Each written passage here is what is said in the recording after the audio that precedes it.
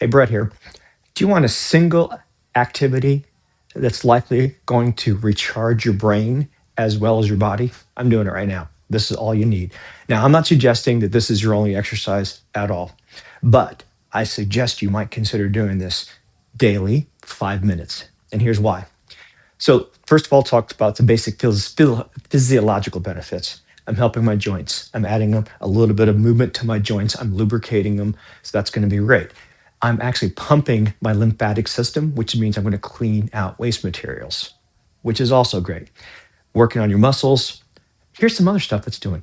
Just this rhythmic motion is going to help bring me into my parasympathetic system. It's going to calm me down. It's going to bring my breathing down. I'll literally be using less energy. I'll be calm, rest, and digest. Energies are going to come up in the back. But the other thing that I just found out is that this process, which brings you into more of a parasympathetic calming mode and brings you into the moment, it also over time encourages a shift in these things called astrokines,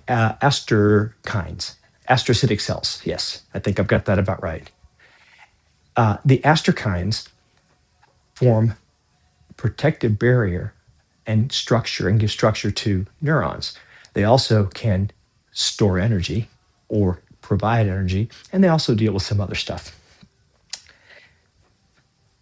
When you shake, you encourage parasympathetic in your nervous system mode, and that over time tends to help move the phenotype from A1 to A2.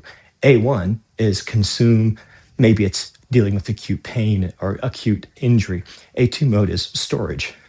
So when I'm shaking, over time, this activity builds up potential biomechanical energy, literally, in these cells.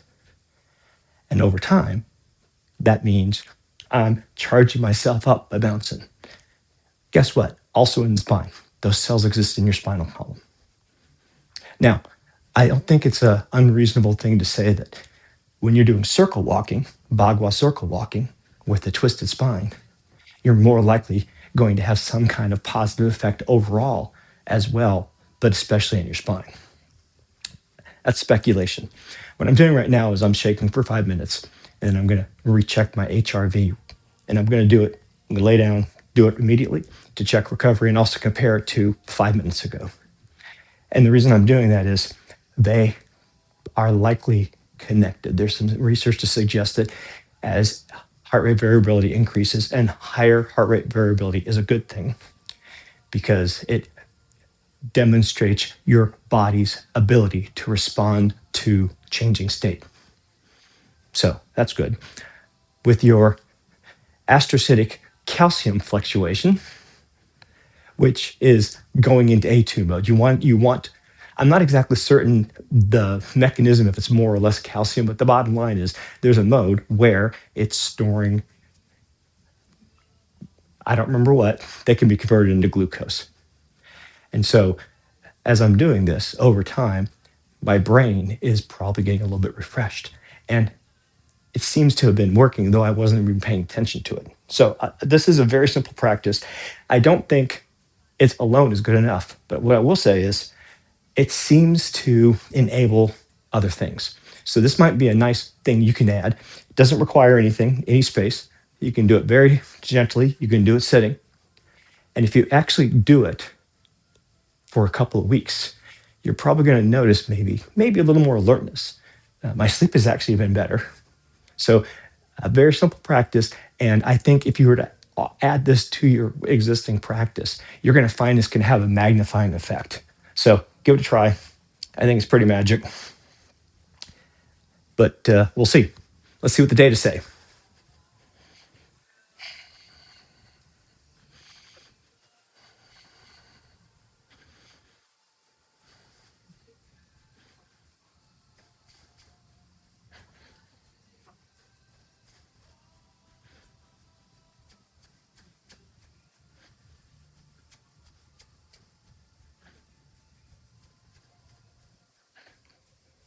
Alexa, stop.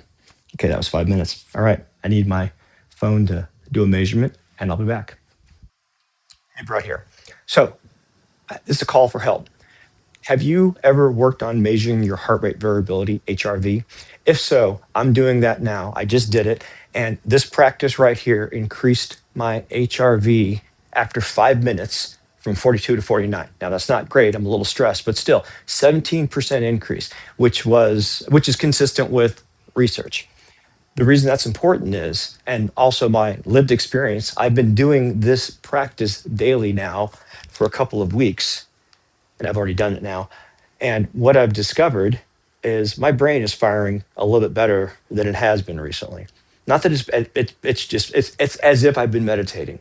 So it seems to me from a clarity and mental functioning standpoint, the simple act of shaking has given me mental clarity, and that and through looking into astrocytic calcium fluctuation, really fancy term, and noticing a connection to it and heart rate variability, and then finding out there is research to suggest there is a connection. As you improve one, you improve the other.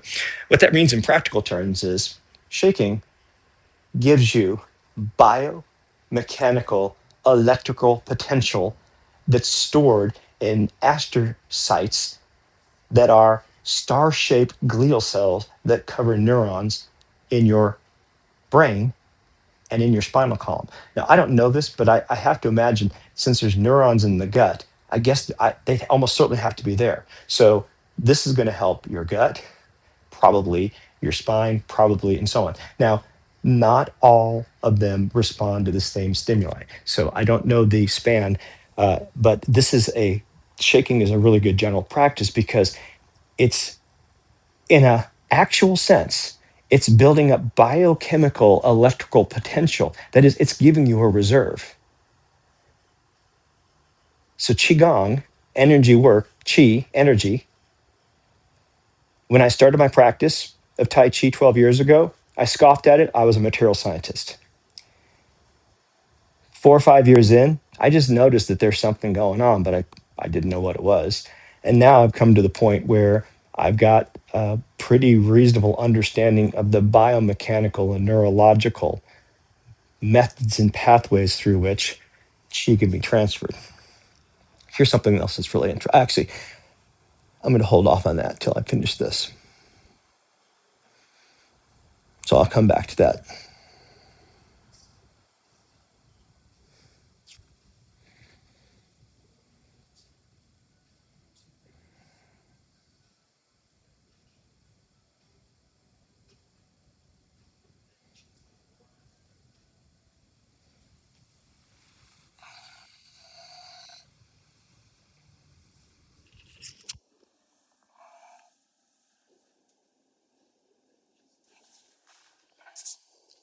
So since we've been talking about Tai Chi, since I've been talking about Qigong, let's talk about Tai Chi. So in Tai Chi, oftentimes we'll do what's called a fascial grab. So there's the skin, there's the superficial fascia, muscle, and then there's also fascia within the muscle themselves. When you grab not lightly on the skin, but also not deeply into the muscle, but into just a little bit beyond that, into the fascial layer, you're actually making contact with something that is, from a proprioceptive standpoint, highly reactive. And also, it's elastic. So when I grab someone's arm and I push the fascia, first of all, the this is the structure that's holding everything together. So you're kind of pulling the whole arm.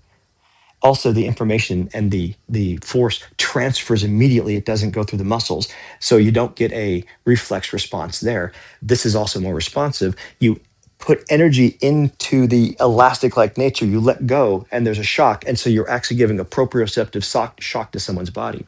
That is literal energy transfer because this is creating potential energy in an elastic source. It's exactly like a flywheel. So there's literal energy transfer for you for Tai Chi.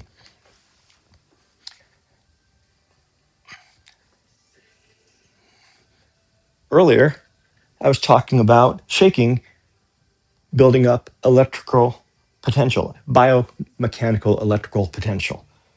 Essentially, what you're doing when you're shaking ultimately makes additional glucose available, stored near neurons. That's what's happening. So you're turning mechanical energy and mechanical noise into biochemical potential, which can later be used when you're under stress. I'm sorry, but that's really fucking interesting to me. And I don't understand. I just learned about this in the last 3 days. And I think shaking, which is the thing that I'm talking about, is the thing that enabled my ability to figure this out. I don't know. Okay, it's getting late and I need to do a little bit of stretching before I go to bed. I haven't got it planned, so I'll just do a squat for a few moments. Hey, Chess, come here.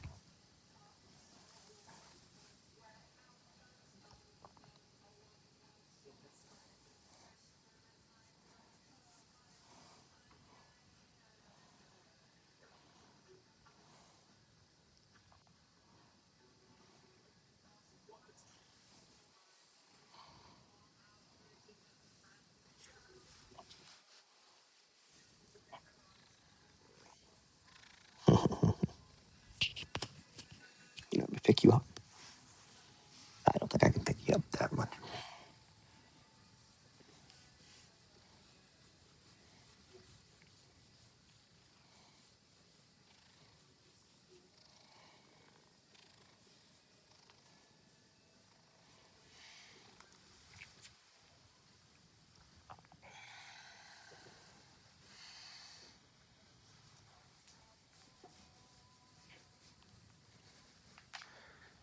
So here's a quick summary of actual examples of literal energy or chi from a Tai Chi perspective.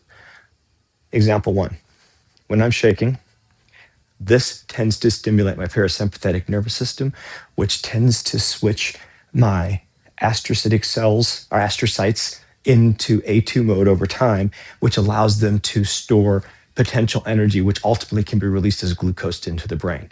I'm literally bouncing, and that bouncing, that mechanical energy and noise is both healing the system, resetting it. That the noise is resetting it as a stochastic. I can't pronounce that word. Stochastic. I'll get it. System thing. Now I've completely lost my train of thought. I'm going to try this again. So here's a summary of energy stuff. One, right now, this activity is forming potential energy in my brain and in my spine.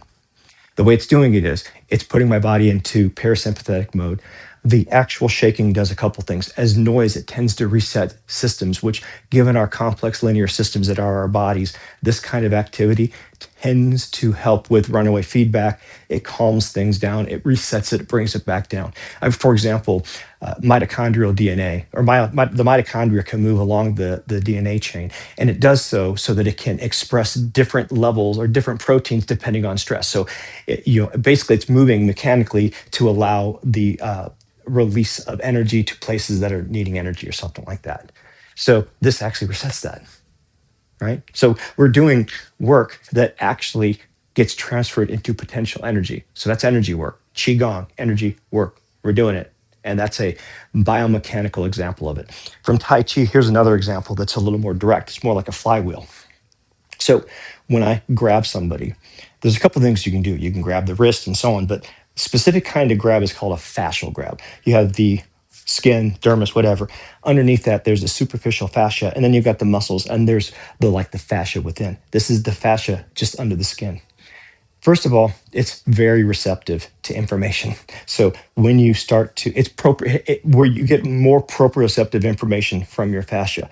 So when you start to grab it and stimulate it, it's going to have a stronger nervous system response. It's more shocking to the nervous system. Also, because it doesn't require the muscles, it actually moves freely. So as you start to stimulate it, the information and the stimulation goes quickly. But here's the interesting part. It acts like a rubber band. So if I grab your arm and push, I'm adding potential energy. When I let go, it snaps back.